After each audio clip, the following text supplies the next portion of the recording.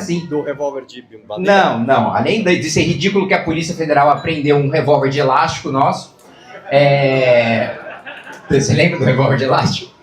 Então eu acho que a primeira diferença é essa. Nós não escolhemos o caminho fácil. Mas não ter escolhido o caminho fácil há anos faz com que agora a gente esteja mais forte e estruturado do que nunca. Desde 2019...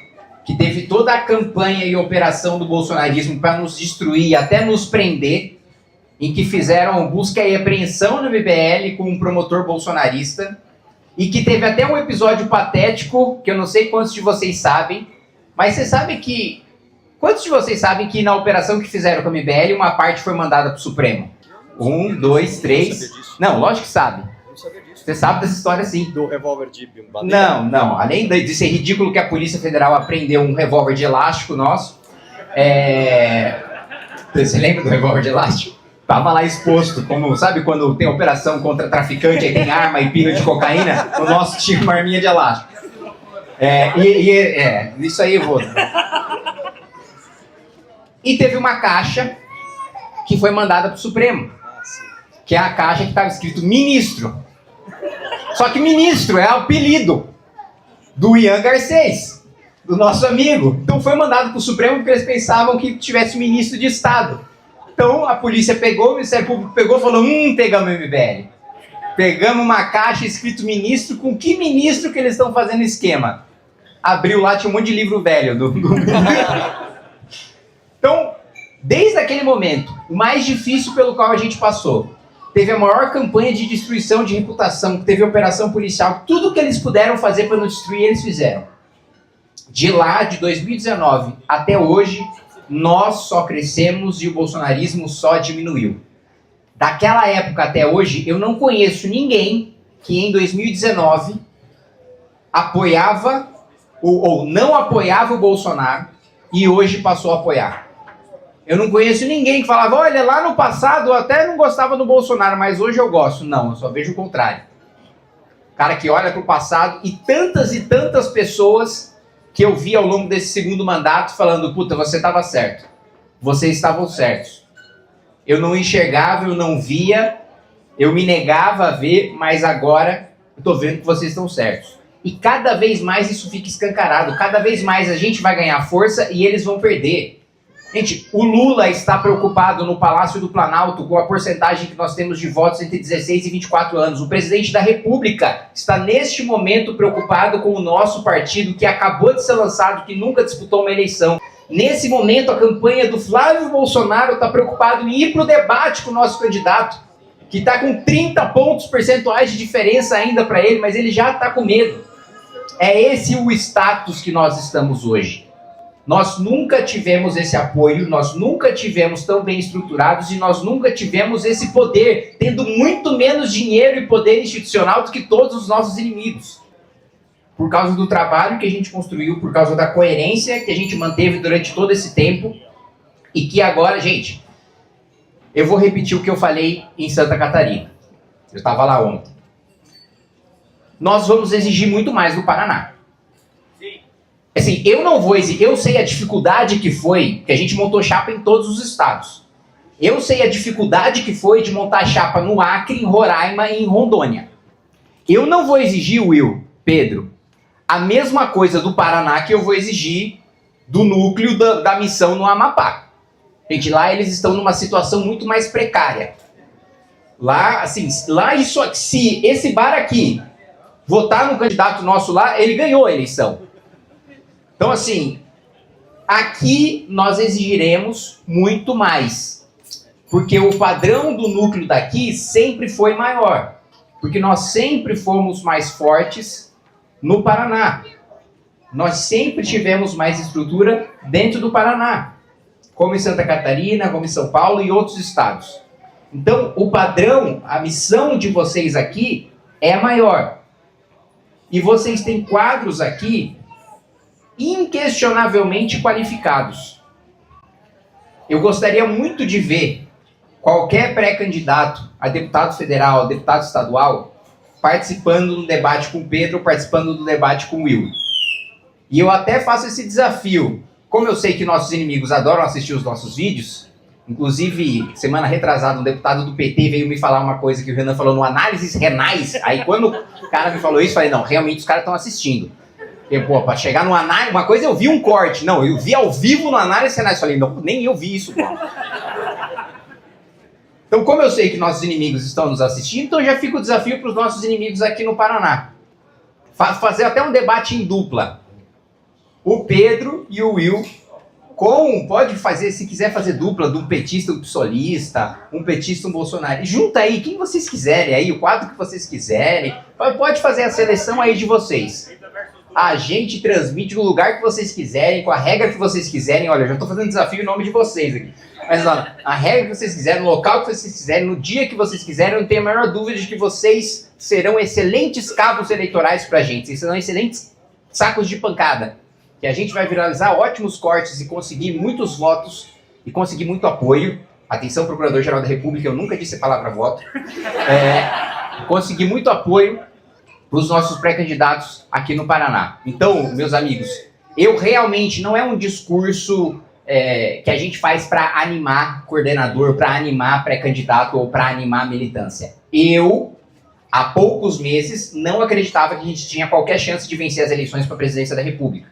Eu acreditava que a gente tinha uma candidatura presidencial para fazer chapa de deputado federal, ter votos de legenda e eleger mais deputados. Hoje, eu acredito que nós temos uma pré-candidatura à presidência da República para vencer.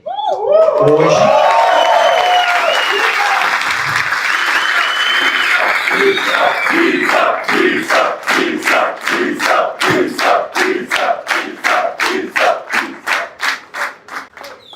E para fechar, até para a gente não perder o voo, eu quero dizer para vocês que eu pessoalmente sinto, e eu quero que vocês compartilhem desse sentimento comigo, que eu estou vivendo um momento histórico do país.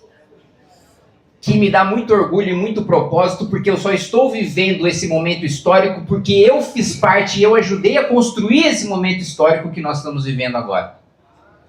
E eu quero que vocês tenham esse mesmo orgulho, eu quero que vocês tenham esse mesmo brio de saber que o Brasil, neste ano, terá uma eleição histórica, terá uma eleição que será um antes e depois de deixar de ser um país medíocre, de deixar de ser um país miserável, de deixar de ser um país refém de canalhas, mas acima de tudo de canalhas burros. Gente, o Daniel Vorcaro, eu vi a quebra dele, e eu posso falar da parte que se tornou pública na imprensa.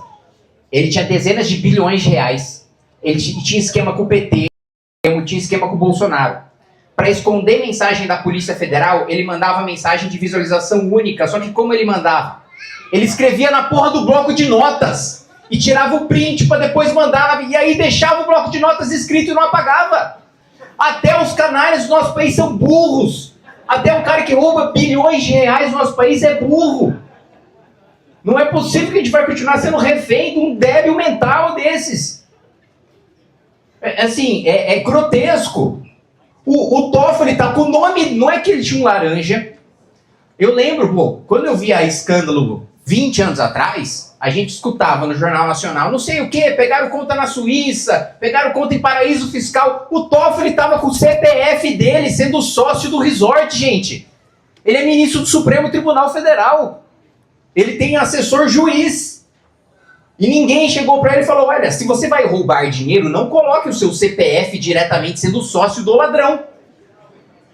Então assim, gente, os nossos adversários, e eu digo isso até por um embate, não sei quantos viram agora, que hoje cedo eu acordei com uma provocação do senhor Eduardo Bananinha. Primeiro que é sofrível ler o que ele escreve, porque né, ele...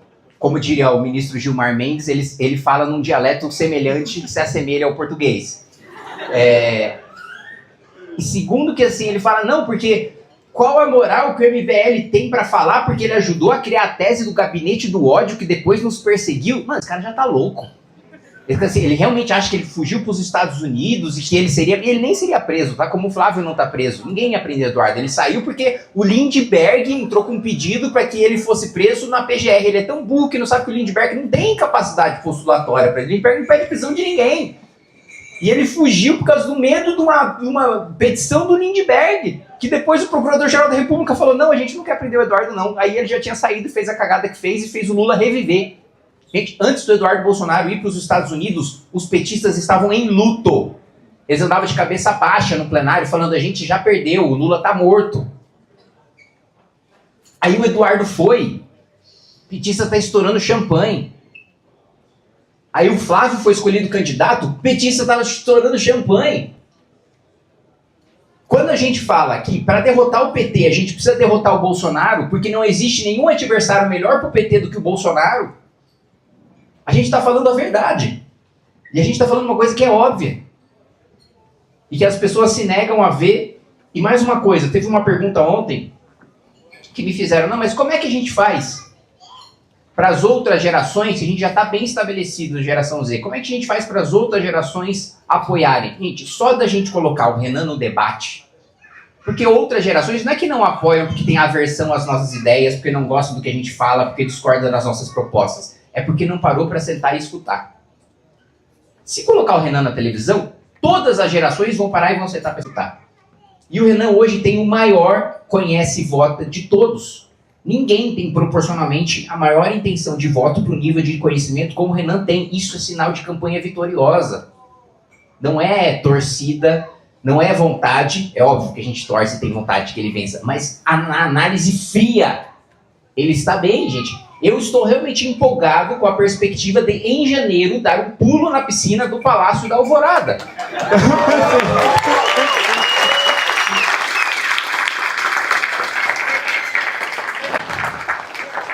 E sair direto da piscina do Palácio da Alvorada para fazer a operação retomando o morro no Rio de Janeiro. Diretamente. Então, gente, o Paraná tem quadros, o Paraná tem militância, o Paraná tem um núcleo organizado, o Paraná tem Pedro Deirô, o Paraná tem Will, o Paraná tem toda uma chapa de pré-candidatos a deputado federal, pré-candidatos a deputado estadual, qualificados. Quando vem um pré-candidato do Paraná e aparece no meu Instagram, eu dou RT e nem assisto o vídeo, então por favor não falem nenhuma merda, porque eu tenho tamanha confiança em vocês, que eu já vou lá e compartilho. Vocês têm uma das missões mais importantes do Partido Missão, que é garantir que a gente tenha a vitória num dos maiores e mais importantes estados do país. Obrigado.